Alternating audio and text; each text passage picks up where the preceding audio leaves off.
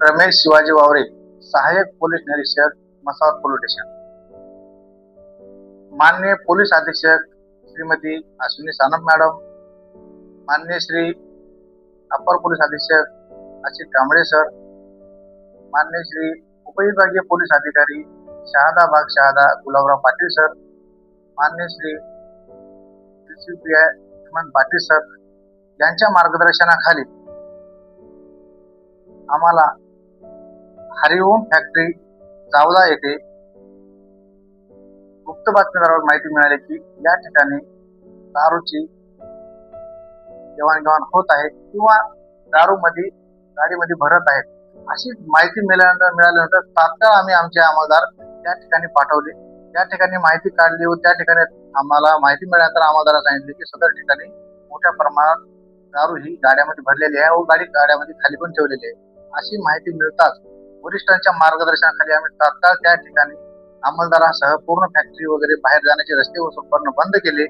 बंद केल्यानंतर सदर ठिकाणी पूर्ण मालाची पाहणी केली असता एकंदरीत त्या मालाची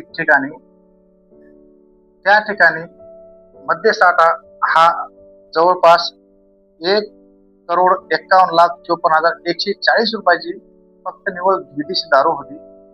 त्यामध्ये वेगवेगळे ब्रँड होते आणि तसेच त्या ठिकाणी एकूण 14 वाहन मिळून आले.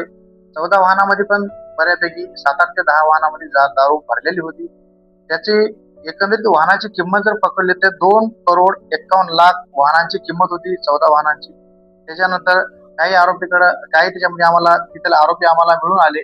आरोपी मिळून आल्यानंतर त्या आरोपी हे काही मध्य प्रदेश, गुजरात आणि हरियाणा या ठिकाणचे होते आणि त्यांच्याकडे आम्हाला मोबाईल मिळाले.